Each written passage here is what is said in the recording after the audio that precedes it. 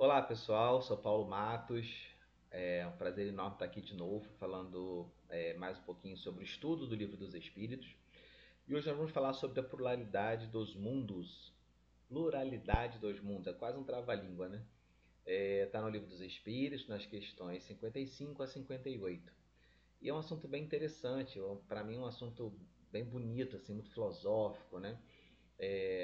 Porque Kardec ele vai explorar a nossa razão, ele vai explorar um pouco da nossa percepção sobre a pluralidade dos mundos. Na verdade, ele não tenta convencer a gente de que há ou não mundos habitados, né? Ele vai pela razão. Ele pergunta aos espíritos, os espíritos são bem taxativos na resposta, vocês vão descobrir daqui a pouco. E depois, então, Kardec vai explorando um pouco, né, da nossa razão a respeito do assunto. Então, para a gente começar, queria propor a todos que a gente faça uma breve oração, então que nós possamos fechar os nossos olhos, elevar o nosso pensamento a Jesus para agradecer esta oportunidade em que Ele nos deu de ter acesso a essas informações que tanto elucidam a nossa alma, que tanto esclarecem a razão da nossa existência e que explicam de onde estamos vindo e para onde estamos indo. O que é extremamente consolador num mundo de provas e expiações, saber que temos um caminho de progresso e que esse progresso depende unicamente das nossas escolhas. Muito obrigado, Jesus, por esse esclarecimento. A Deus por esta criação maravilhosa que podemos contemplar, admirar, esperançar.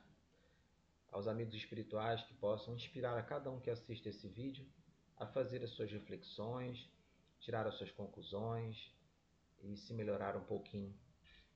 Muito obrigado, Senhor. Fica conosco, graças a Deus. Então, pessoal, vamos lá aproveitar o nosso tempo.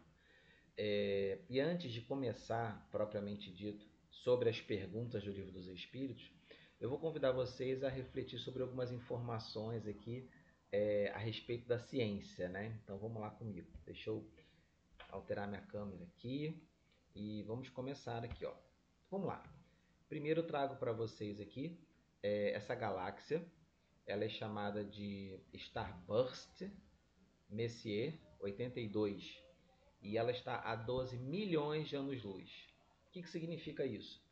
Se eu pegar um foguete, viajar na velocidade da luz e seguir durante 12 milhões de anos, é muito louco isso, né? 12 milhões de anos eu vou chegar até essa galáxia. Essa galáxia ela é formada por milhares e milhares de estrelas que são como o nosso Sol, milhares e milhares de sóis. E cada um desses sóis, imagina, cada pontinho branco que você vê aqui é um Sol.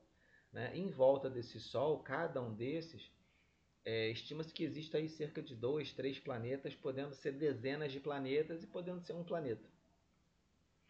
Então, só para a gente começar a ter uma noção dessa dimensão. Eu estou falando dessa aqui que está a 12 milhões, né? Vamos para a próxima aqui. Essa daqui, ela está a 45 milhões de anos-luz, ou seja, 3 vezes mais distante que aquela anterior. É a mesma coisa.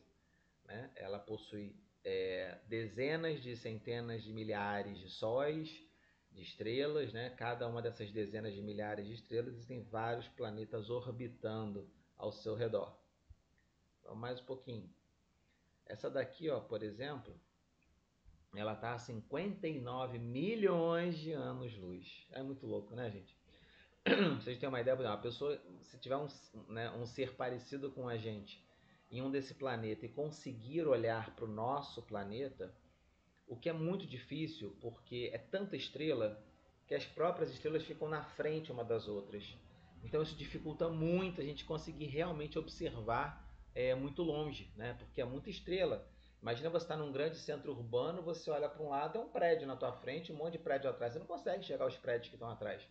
Então, por isso a grande dificuldade, né, dos cientistas de descobrirem mais e mais e mais, porque eles realmente não conseguem enxergar. E são seres tão diminutos, né, diante de toda a imensidão do universo, que muitas vezes a gente desconfia que exista um planeta, desconfia que exista uma determinada estrela, pelo efeito que ela gera, né, da gravidade, do movimento dela, porque a gente não consegue ver. Então é curioso, porque na nossa galáxia, por exemplo, a gente tem milhares de sóis, né? O nosso Sol, estamos aqui orbitando em volta dele ali pertinho, né? Do Sol, e temos aí planetas. Então, cientistas, imagina aí, centenas de anos, e a gente só descobriu os planetas que a gente já conhece hoje, né? 8, 9 planetas. E mesmo assim, você fala, esse aqui não é mais planeta porque a gente mudou a classificação. Mas já existe pesquisa mostrando que é possível que haja um outro planeta que nós não conhecemos ainda, não porque tenhamos conseguido enxergá-lo, mas pelo efeito que ele deixa quando ele passa. Desvio de luz, gravidade de outros elementos do universo, né? Então é muito interessante a gente pensar sobre isso, né? Que a gente mal sabe quantos planetas exatamente tem no nosso sistema solar, que dirá, né? Na galáxia, que dirá nas outras galáxias, que dirá no universo ou nas dimensões que possam existir no nosso universo. E tem outra coisa ainda também muito interessante, não? Essa daqui está a 100 milhões de anos-luz, né? Bem longe. Mas você viajar 100 milhões de anos na velocidade da luz para poder chegar lá. Eu estava comentando isso antes, né? Vou comentar agora de novo. Imagina que em um pontinho branco desse tem um planeta girando, tem lá um ser habitando, e esse ser habitando consegue enxergar a Terra. Sabe o que ele está vendo agora? Dinossauro. Ele não vê a gente, né? Porque a luz que é refletida do nosso planeta, ela demora 100 milhões de anos para chegar lá. Então ele não sabe que existem seres humanos aqui. Então nós podemos estar olhando para planetas, estrelas. Ah, não tem vida. Não tem vida porque a luz demora tanto tempo para chegar aqui. Já pode ter tido vida, a vida pode ter se extinguido de alguma forma, alguma vida que a gente consiga observar. E a gente nem sabe o que está acontecendo, porque o tempo que a luz demora para chegar aqui, a gente está vendo o passado. E a gente está olhando para estrelas que já morreram, que já explodiram, que já implodiram, né? A gente está olhando para o universo, ainda não está vendo estrelas que já existem, não estamos vendo buracos negros que já foram formados.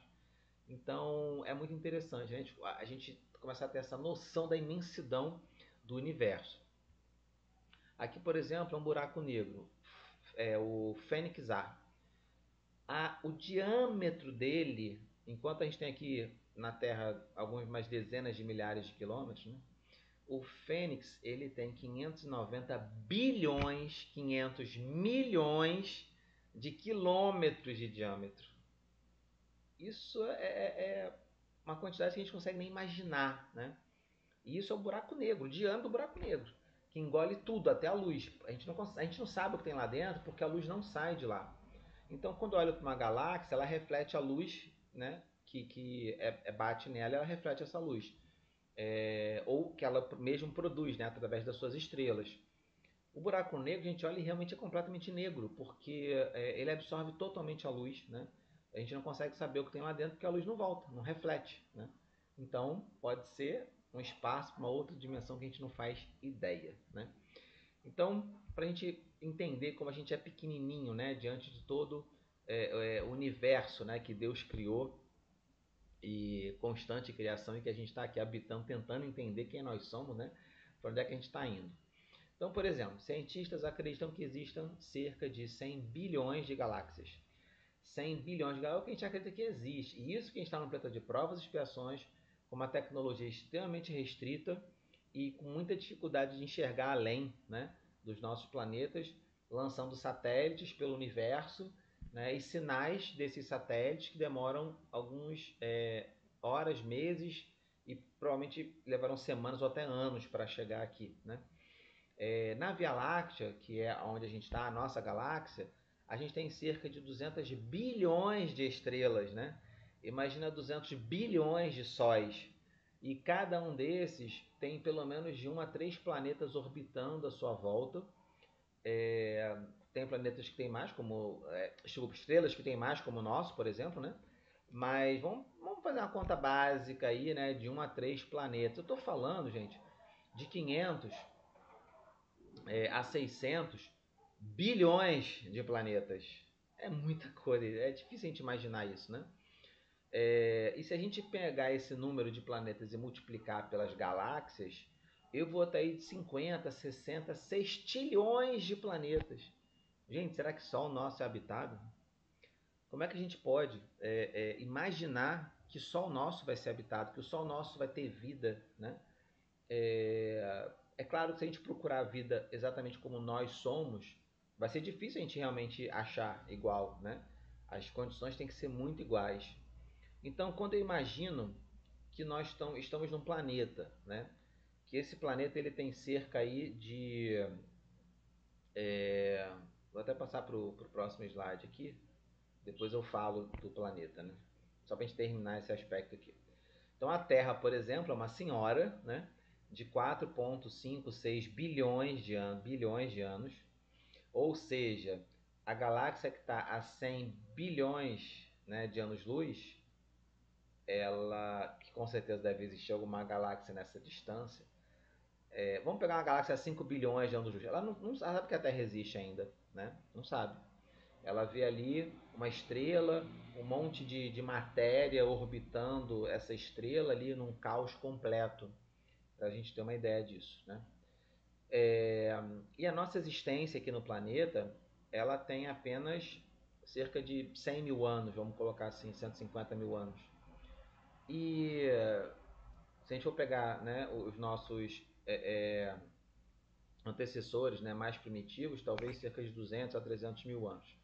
Então, se a idade da Terra, esses 4,56 bilhões de anos, fossem reduzidos a um ano, 12 meses, só para a gente entender, né, uma noção melhor de tempo, o ser humano ele existe, né, como conhecemos aqui na Terra, há cerca de 5 horas. Né? Então, se eu pegar 12 meses, que seria a existência do planeta, só existe há 5 horas. O planeta teve uma existência, né, de 364 dias e 19 horas quando a gente surgiu.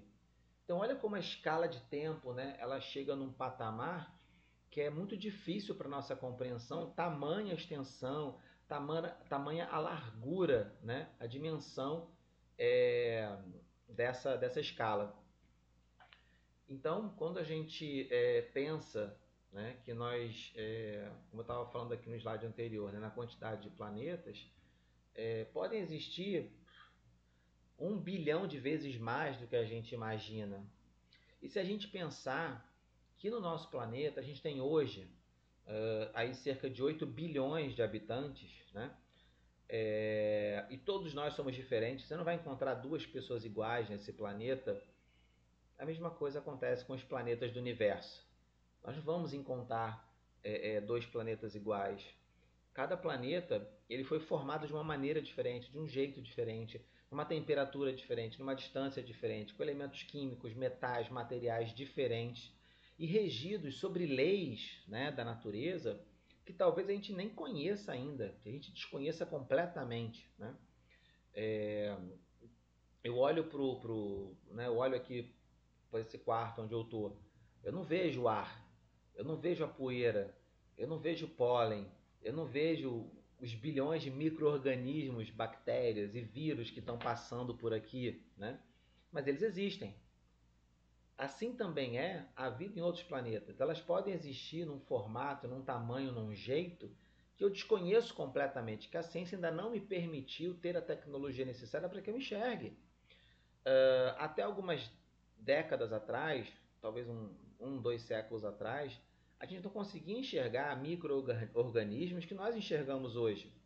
Nós desconhecíamos completamente metais, materiais, né, elementos químicos que nós conhecemos hoje. Então, conforme a humanidade vai avançando na sua inteligência, na sua tecnologia, nós vamos conhecendo um pouco mais do que existe no universo. Então, diante das descobertas que nós já fizemos, diante do conhecimento que a gente já tem acesso, é muito orgulho e vaidade a gente achar que não existe vida em outros planetas, né? É mais fácil falar assim, cara, é claro que existe vida em outros planetas, mesmo que eu não enxergue, mas eu sei que existe, né? Porque é uma questão de lógica. Será que só existe vida, né? Vida como nós conhecemos aqui na Terra, talvez só exista aqui na Terra.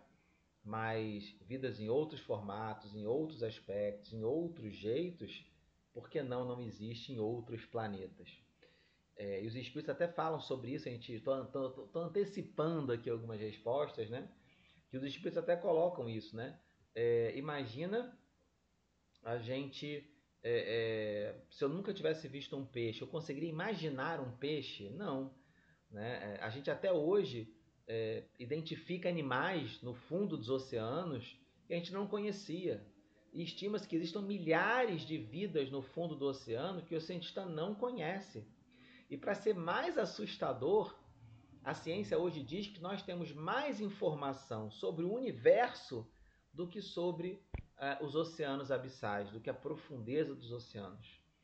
Então, olha que coisa mais interessante, né? A gente entender como nós somos pequenos, né? Como nós somos ainda simples, como nós temos pouquíssimo conhecimento sobre o universo, sobre as coisas, sobre as leis do universo, sobre a constituição do universo.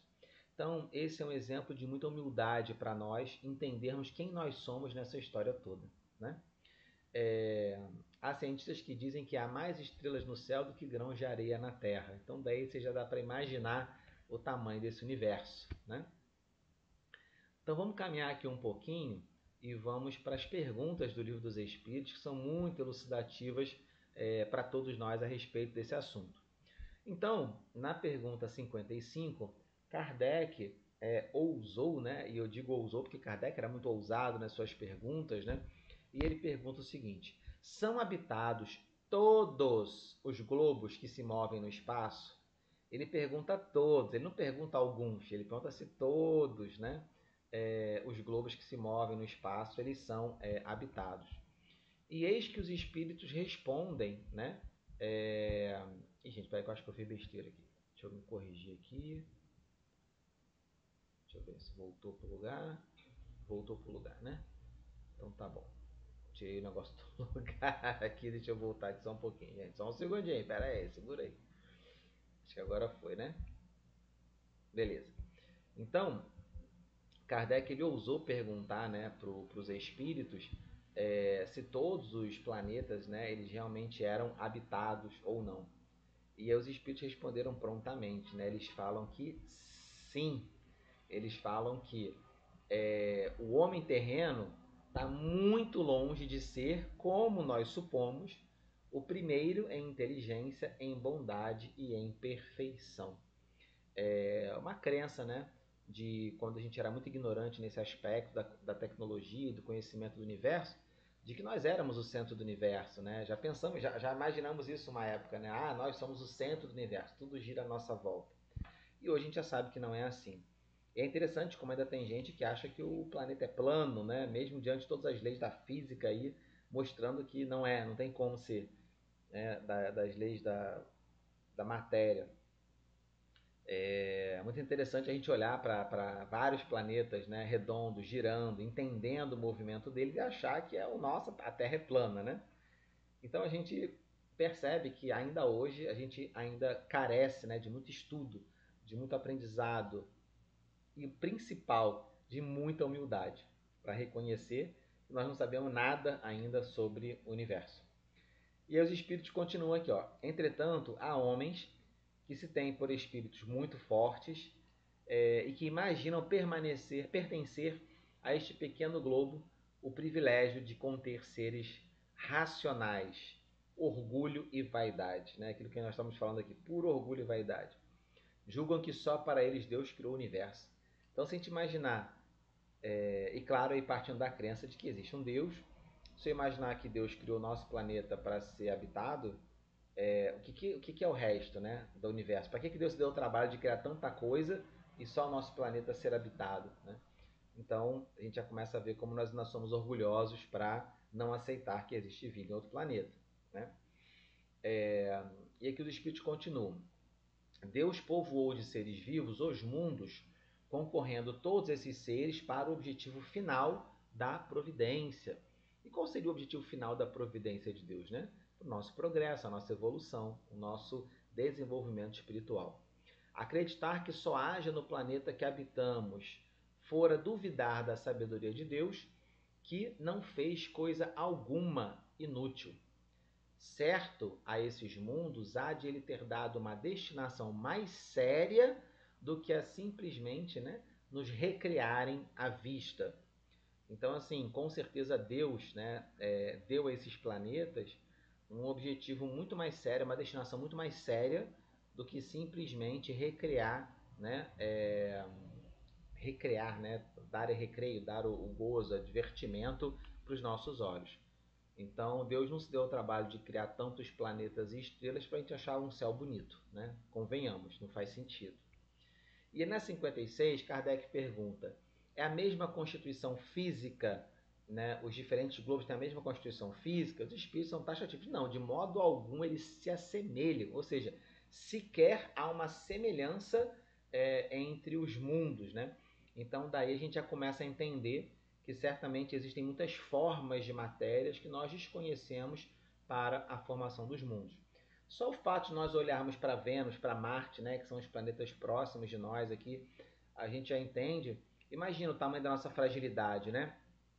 Se a nossa atmosfera ela tivesse cerca de mais ou menos 10 metros, a vida na Terra já não poderia ser como ela é hoje. Imagina, se o nosso planeta fosse 10 graus mais quente, a vida na Terra já não poderia ser como ela é hoje. Teria que ser de um outro jeito, de um outro formato. Se a Terra fosse metros maior ou metros menor, a Terra já seria diferente. Então imagina, cada planeta com uma dimensão diferente, uma temperatura diferente, uma atmosfera diferente. Né? Imagina quantas coisas diferentes existem no universo. Então, gente, eu adoro esse assunto. Eu fico encantado, né? Quando a gente começa a entender quem nós somos aí no universo, e realmente eu acho muito impressionante essa grandiosidade. E aí na pergunta 57, Kardec pergunta: não sendo uma só para todos os planetas, né, a constituição física, né, dos mundos, seguir-se-á, tem organizações diferentes os seres que os habitam? Óbvio, sem dúvida, é o que os espíritos respondem. Do mesmo modo que no vosso, né, no nosso planeta, os peixes são feitos para viver na água e os pássaros no céu. Então, imagina, né? Como é a adaptação desses seres vivos, né? Que existem outros planetas a partir da constituição dos seus próprios planetas. Né? E a pergunta 58, Kardec pergunta: os mundos mais afastados do Sol estarão privados de luz e calor, por motivo de esse astro se lhe mostrar apenas com a aparência de uma estrela, né? E aqui que os espíritos respondem: pensais então que não há outras fontes de luz e calor além do Sol? Né? Então, os espíritos já trazem o seguinte: olha só, os planetas que estão muito longe, muito distante de um Sol, muito distante de uma estrela, e que não recebem o calor dessa estrela, né? Não recebem a luz dessa estrela, o que será que acontece lá? E os espíritos colocam aqui, né? Você acha que não tem outras fontes de luz e de calor além do Sol? E eles trazem uma coisa interessante: a eletricidade, que em certos mundos desempenha um papel que desconheceis, e bem mais importante do que lhes cabe desempenhar na Terra. Demais, não dissemos que todos os seres são feitos da igual matéria do que os outros e com órgãos e com formação idêntica à dos vossos. Então os espíritos estão colocando o seguinte: a gente não disse para vocês que é tudo igual, né? Muito pelo contrário, eu não falei que era tudo diferente, cada um de um jeito. Então certamente as fontes de calor, de energia, né, para essas vidas também emanam de fontes diferentes do que a gente conhece, do que a gente pode imaginar. Então, se nós pensarmos, por exemplo, né? Peraí que eu acho que tem mais comentário aqui. Tem, ó. E aqui continua, né, as respostas.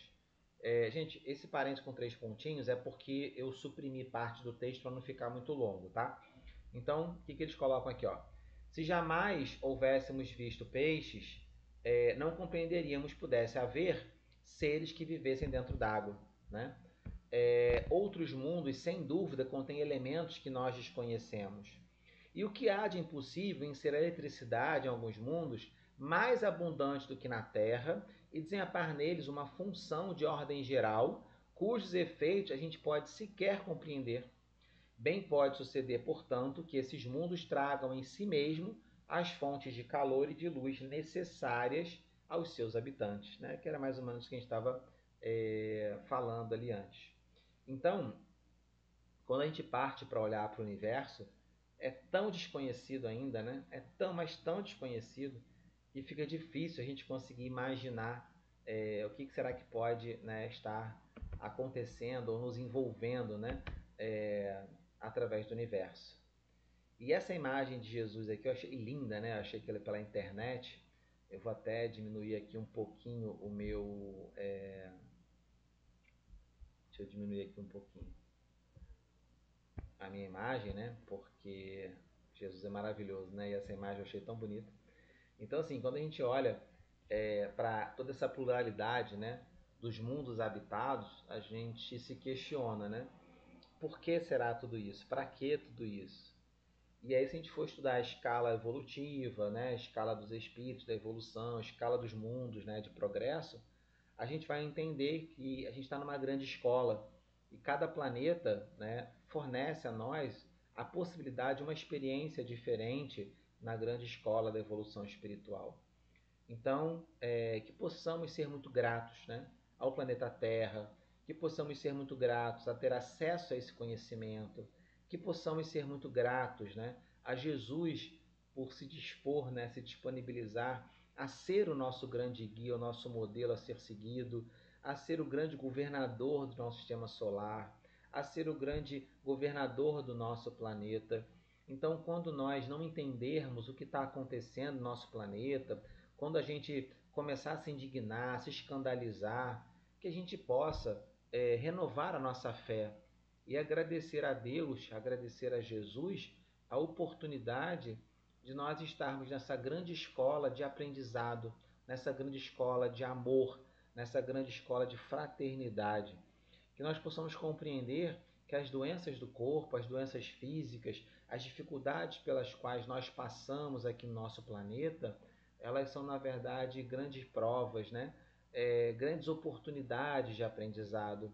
Que a gente não lamente as dificuldades, mas que a gente busque aprender com elas a nos tornarmos pessoas melhores a cada dia, a cada instante, a cada momento. Então, esse era o nosso estudo de hoje, as mensagens reflexivas. Desejo muito que cada um de vocês possa fazer a melhor reflexão possível, que vocês peguem o Livro dos Espíritos, né, busquem as perguntas, que vocês se aprofundem nesses estudos, para que cada um de vocês possa tirar a melhor conclusão desse estudo, né? Porque o que eu expus para vocês foram as minhas reflexões, as minhas conclusões, mas eu tenho certeza que cada um de vocês aí vai ter condição de fazer reflexões melhores ainda, tá bom? E para encerrar, vamos encerrar também com uma prece, né?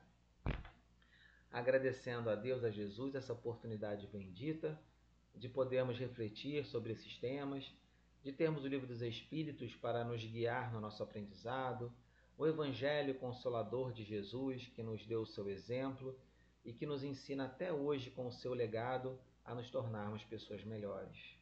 Senhor, gratidão infinita por esta oportunidade de aprendizado, de vivência, né, de convivência, e que nós possamos desenvolver dentro de nós a humildade, o amor ao próximo, né, abaixar o nosso orgulho, para que possamos então, Senhor, continuar caminhando na nossa estrada bendita de progresso.